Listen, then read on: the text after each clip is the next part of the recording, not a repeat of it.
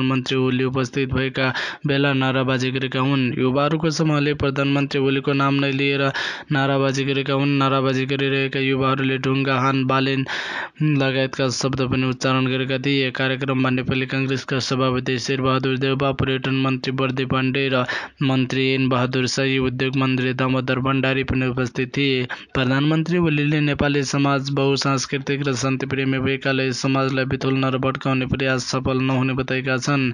साथै कांग्रेस सभापति देउबा दर्शक दीर्घबाट हो हल्ला भएपछि गौरा पर्वको कार्यक्रम बिथल्न खोजिएको भन्दा असन्तुष्ट जनाए। तपाईहरू जति कराउनुहोस्, लाज पनि छैन। गौरा पर्वको कार्यक्रम बिथल्ने देउबाले भने यही हो नेपालको चलन। बदमासहरू धेरै मानिस गौरा पर्व मनाउन र गौरा खेल्न टुर्के लागेको, तर केहीले बिथुल्न खोजेकोले त्यसलाई जनताले ठिक पार्ने देउबाले बताए। कांग्रेसभित्र मतभेद ल्याएका गगन र विश्वप्रकाशका यी प्रस्ताव भाषा मिलाएर प्रस्तावहरू केन्द्रीय समितिबाट अनुमोदन गर्ने पक्षमा देउबा।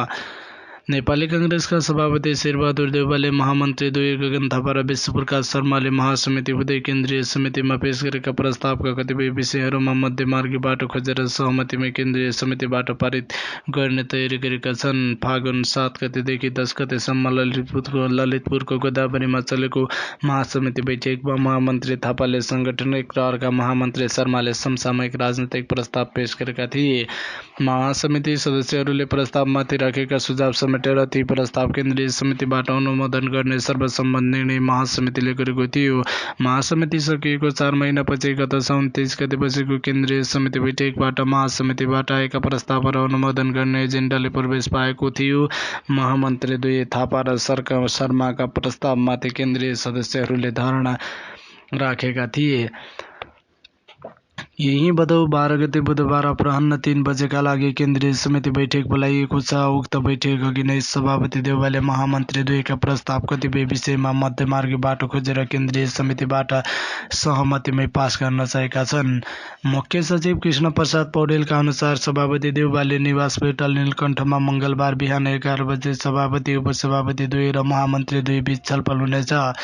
यो छलफलबाट सभापति देउबाले पदाधिकारी तहबाट मध्यमार्गी बाटो के हुन सक्छ खोजी गर्ने भएका छन्। महामन्त्री थापाको संगठनात्मक प्रतिवेदनको मुख्य 2 विषय अहिले नै निर्णय गरे जाने पक्षमा सभापति देउबा उनी पक्षका केन्द्रीय सदस्यहरू छन्। 15औं महाधिवेशनमा कार्यतालिका बनाएर जाने र चुनाव अघि कसैसँग पनि गठबन्धन नगर्ने विषयमा महामन्त्री थापाको प्रतिवेदनमा समावेश छ। तर यी विषय अहिले नै निधो गरेर जान नहुनेमा सभापति देउबा सहित उनका पक्षका अधिकांश केन्द्रीय सदस्य छन्। गत असार 17 गते नेपाली कांग्रेस र नेकपा एमाले बीच भएको 7 बुँदे सहमतिमा पहिलो 2 वर्ष केपी शर्मा ओली प्रधानमन्त्री बन्ने र चुनाव गराउने गरी पछिल्लो 1.5 वर्ष देउबा प्रधानमन्त्री बन्ने सहमति छ। कांग्रेसको 14औं महाधिवेशन 2078 मङ्सिरमा भएको थियो। महाधिवेशन अनुसार 4 वर्षमा अर्को महाधिवेशन गर्नुपर्ने हुन्छ। महामन्त्री थापाले 2082 मङ्सिर 15 मा महाधिवेशन गर्ने प्रस्ताव गत फागुनमा भएको महासमिति बैठकमा पेश गरेका थिए। कांग्रेस एमाले 7 बुँदे सहमति अनुसार ओली 2083 साल असार 30 गतेसम्म प्रधानमन्त्री हुनेछन्। त्यसपछि उनको सहमति अनुसार देउबालाई प्रधानमन्त्री हस्तान्तरण गर्नुपर्ने हुन्छ।